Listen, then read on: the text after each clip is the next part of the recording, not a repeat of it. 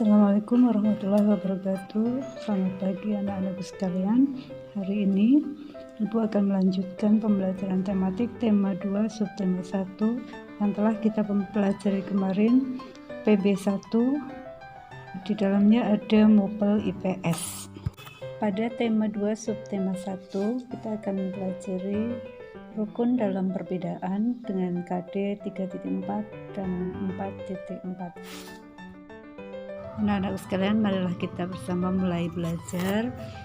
Sebagai ungkapan rasa syukur atas segala nikmat yang telah kita terima, salah satunya adalah memiliki negara yang merdeka. Bangsa Indonesia telah melakukan berbagai usaha dalam rangka mewujudkan kemerdekaan. Berikut akan kita pelajari bersama beberapa rangkaian sebelum peristiwa kemerdekaan Indonesia. Pada tanggal 12 Agustus 45, Dr. Rajiman Widyodiningrat, Insinyur Soekarno, dan Dr. Ernest Muhammad Hatta memenuhi undangan Jenderal Terauchi di Dalat.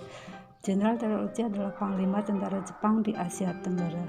Dalam pertemuan itu, Jenderal Terauchi mengatakan bahwa pemerintah Jepang akan memberikan kemerdekaan kepada Indonesia. Keputusan itu diambil setelah Amerika Serikat menjatuhkan bom di Jepang, yaitu di kota Hiroshima pada tanggal 6 Agustus 45 dan di kota Nagasaki pada tanggal 9 Agustus 45. Akibat bom atom tersebut, negara Jepang menjadi hancur, sehingga pada tanggal 14 Agustus 45, Jepang menyatakan menyerah tanpa syarat kepada sekutu. Berita kekalahan Jepang tersebut dirahasiakan oleh Jepang. Namun, Sultan Syahid mendengar berita tersebut.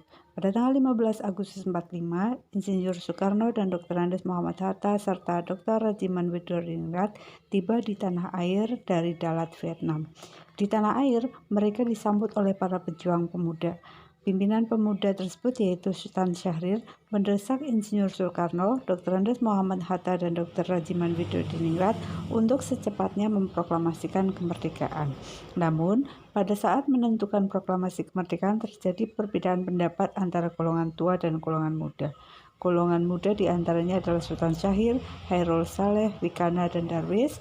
Sedangkan golongan tua seperti Insinyur Soekarno, Muhammad Hatta, Ahmad Subarjo, dan Dr. Rajiman Widyodiningrat. Golongan muda menghendaki kemerdekaan Indonesia dilaksanakan sesegera mungkin, yaitu tanggal 16 Agustus. Akan tetapi, golongan tua berpendapat bahwa Indonesia dapat merdeka tanpa pertumpahan darah jika bekerja sama dengan Jepang.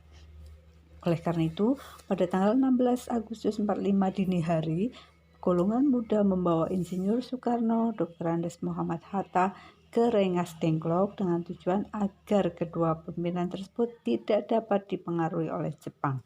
Di Rengas Dengklok, kedua pemimpin tersebut ditekan oleh golongan muda untuk segera memproklamasikan kemerdekaan Indonesia. Di Jakarta, golongan muda, Wikana, dan golongan tua yaitu Mr. Ahmad Subarjo melakukan perundingan. Mr. Ahmad Subarjo menyetujui untuk memproklamasikan kemerdekaan Indonesia di Jakarta. Setelah itu, Insinyur Soekarno dan Muhammad Hatta dijemput kembali ke Jakarta. Setibanya di Jakarta, mereka langsung menuju rumah Laksamana Tadasi Meida di Jalan Imam Bonjol nomor 1 untuk melakukan rapat persiapan kemerdekaan Indonesia. Di rumah Laksamana Meida, naskah proklamasi dirumuskan. Perumusan teks tersebut dilakukan oleh Insinyur Soekarno, Muhammad Hatta, dan Mr. Ahmad Subarjo. Setelah selesai teks proklamasi dirumuskan, kemudian teks tersebut dibacakan di hadapan tokoh yang hadir. Setelah disepakati, teks proklamasi diserahkan kepada Sayuti Melik untuk diketik. Naskah yang sudah diketik kemudian ditandatangani oleh Insinyur Soekarno dan Muhammad Hatta atas nama bangsa Indonesia yang kita kenal sebagai naskah proklamasi yang autentik. Keesokan harinya, pada hari Jumat tanggal 17 Agustus 1945, di Jalan Pegangsaan Timur nomor 56 Jakarta, telah berkumpul beberapa golongan muda dan anggota PPKI untuk mempersiapkan upacara kemerdekaan Indonesia. Menjelang pukul 10, tokoh-tokoh pejuang mulai berdatangan.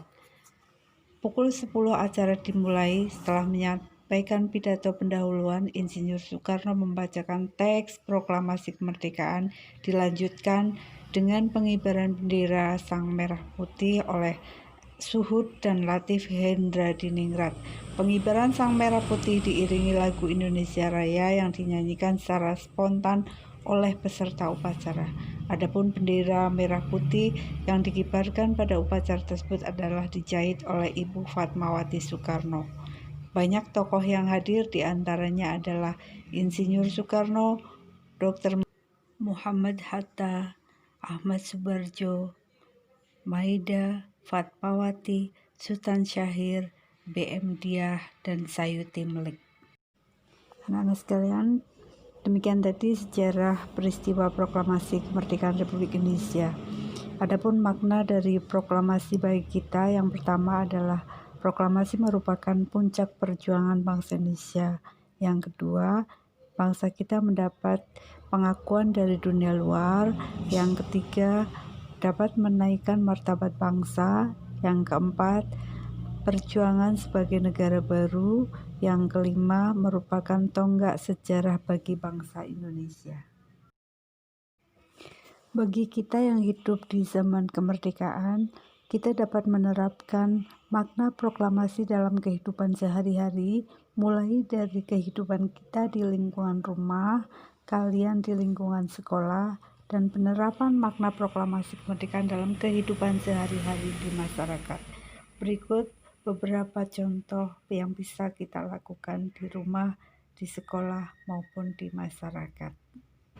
Banyak hal yang bisa kita lakukan di rumah, seperti menjalankan perintah agama, tidak bersikap sewenang-wenang, bertingkah sopan santun, tidak bertengkar, menjaga emosi, bertanggung jawab, menghargai seluruh hak dan kewajiban anggota keluarga. Ketika di sekolah, kalian bisa menghargai perbedaan antar anggota kelas, teman yang berbeda agama, membantu teman yang kesusahan, berteman dengan siapa saja, dan menghindari perkelahian antar siswa. Di masyarakat, kita bisa menjaga keharmonisan umat beragama, membela orang yang tertindas, tidak menciptakan perpecahan, mementingkan kepentingan bangsa dan negara, aktif dalam pemilu, dan hidup wajar tidak berlebih-lebihan.